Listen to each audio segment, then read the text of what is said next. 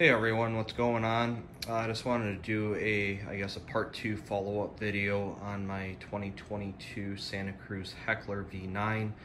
In the last video I got the SRAM axis transmission installed on it, and I was having some issues with the chainring. Before I had that Hope direct mount chainring on it, and that wasn't really working the greatest with this new T-type flat top chain SRAM has. And when I was pedaling, the chain would not release from the chain ring, and it was kind of bunching the chain up into the chainstay area up in here, so I had to take that off. And I was searching all over the place. I had the part numbers from SRAM for the 104 BCD T-type chainring and for the direct mount chainring, and couldn't find them anywhere at all. And I know some of the dealers I checked with said they didn't see any availability on them until maybe even July, so I didn't want to bother waiting around that long for them. I know Wolf Tooth makes a compatible chainring. Their 104 BCD, it's a drop stop B, and it's an aluminum chainring. And as far as using it on an e-bike, I'd rather prefer either steel or titanium. So as you see here, I have the this is the 5DEV titanium chainring, and I just used some Wolf Tooth chainring bolts, bolted it up to the Shimano EP8 Spider there. And I wanted to verify from SRAM too, since this has a 53mm chain line.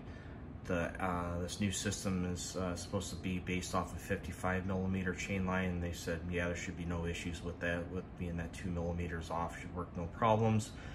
And of course, another thing when I asked them about is using like a third-party chainring for it, and they just said it would, using any third-party chainrings on this system will void the warranty on it, which I'm not really worried about because they're all wear items, wear parts, and these derailleurs are pretty much fully rebuildable from the whole parallelogram. They're the lower cage of the jockey wheels to other parts on it, so I'm not worried at all, especially with it just being the chain ring. As far as you have the right chain matched to the cassette, I think is where it matters as far as how it's going to shift and everything between the different cogs, and so you don't have any issues with that. So I did fit the chain on this before I installed it, and I compared it. I just had some spare links from the previous XX1 Eagle chain, and then with this new flat top chain, I put them on some of the teeth, and both of the chains fit on there pretty much exactly the same as far as free play forward and back, and then side to side. The flat top chain had a little tighter fit back and forth on it, but in between the teeth and everything like that, front to back, it was good.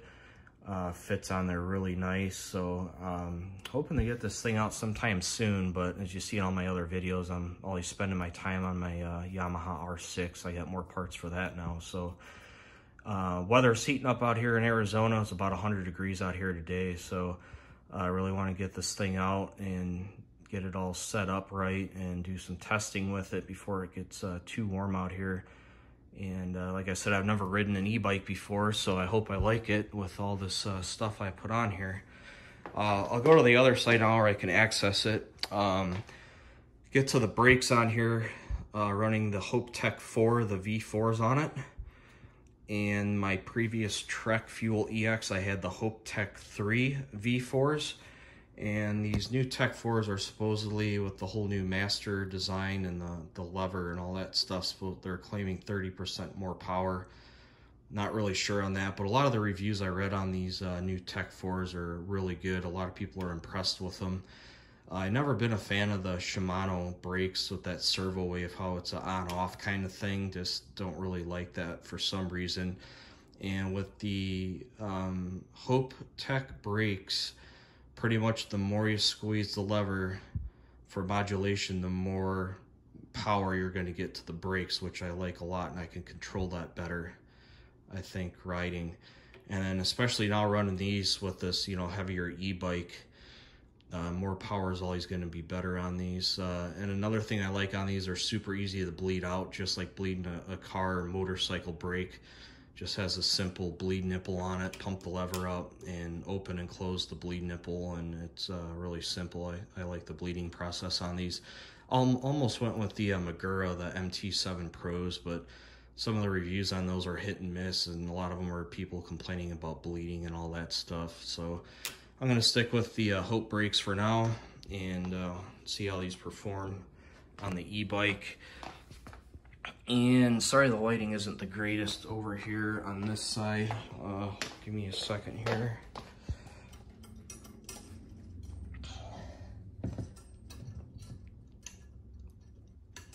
All right, got a little more light. So here's a better view of the new V4 brakes. I got the black ones, or black and blue. They come with the blue caps on them. And for this, the native mount on this frame for the Santa Cruz is a 200 millimeter, which I wasn't aware of. So had to figure that out for the bracket. So I love running the North Shore billet brake adapters. This company's out of Canada. They're really nice. They come in all different colors, different sizes. So I'm running a 23 millimeter adapter, since I'm running the Gelfer 223 millimeter e-bike wave rotors on this. And then I'm also running an aftermarket. I went with a Bergtech through axle on it. They make some specific parts, derailleur hangers, axles for Santa Cruz. And then I know in my previous video I said I'm running the green race pads on these calipers, which are supposed to be, I guess, a better bite than the sintered pads, but they're not going to last as long. So we'll see how those work. And then got the Industry 9 Hydra hubs. Love their hubs, make really good products. And the 5Dev crank arms running 160 millimeter. I know a lot of people complained on these bikes about rock strikes, so decided to shorten them up from 165 to 160. And then the DHX2 running on it. And then we have the front setup on it again. So the Fox 38 uses a 180 millimeter native mount on it. So for this one, I had to run a 43 millimeter brake adapter for the 223 millimeter rotors. And the biggest, I guess, my only complaint on these Hope brakes is trying to get them aligned good with the rotor without them rubbing. It seems like there's always a little bit of rub I get with them, but it's hard to get them just perfect. And sometimes it seems if you go out and ride a little bit and get on the brakes hard, I don't know if it's something to do with the brake pads or what, but then it almost seems like they work themselves out, at least in my experience with the Tech 3 V4s I had. And then I'm running another one-up, makes some nice axles for the Fox 38. Has the through axle on it.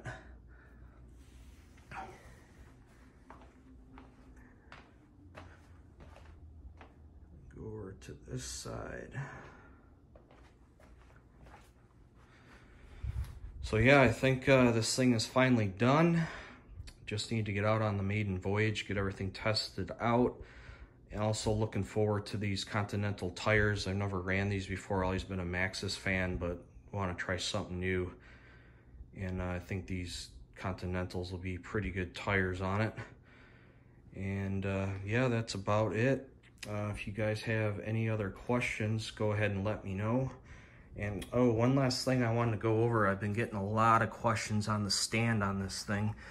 So the stand is from Enduro Engineering. They're based in Michigan, United States. And it's almost based, they make a lot of dirt bike stuff, so the stand's kind of based off of like a dirt bike stand.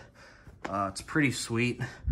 You have adjustment down here for how high the back tire's off the ground. I don't want it like super high, so just a few inches off the ground's good if you need to clean the chain or do any maintenance on the back wheel and that, just to get it off the ground. So that here will adjust the height on it, and then there's another knob under here, and that will control this plate to slide back and forth for these rubber bumpers that are on here to set the like skid plate on for the bike. So where you want to set that the best for the bike, the rest on it. And then you have the whole front piece here with the strap. And then there's this Allen bolt here, one on the other side. Well, this will adjust this to go back and forth depending how fit the tire in it. And that's the only thing I'm not really a fan of, is having the front tire secured in there. You can't really move the front wheel, then it's locked in place if you need to do anything on the front end. But that's where I'll use my Feedback Sports Pro E-Lite stand. It's an excellent stand. Works really good, well built. So I'll use the stand if I need to do anything like that. And then I also have this other stand here just to I can put the back wheel in that if I need to do anything on the front end. So plenty of options to need to work on. This is just nice for storage, or like I said, you want to get the back wheel up off the ground. Paid $150 for it. Took a couple weeks to get it. Seems like they're always back ordered on it. Seems to be pretty popular on their website. So again, that's an Enduro Engineering stand for the e-bike. And then again, if you guys have any questions or comments, just go ahead and let me know. Thank you.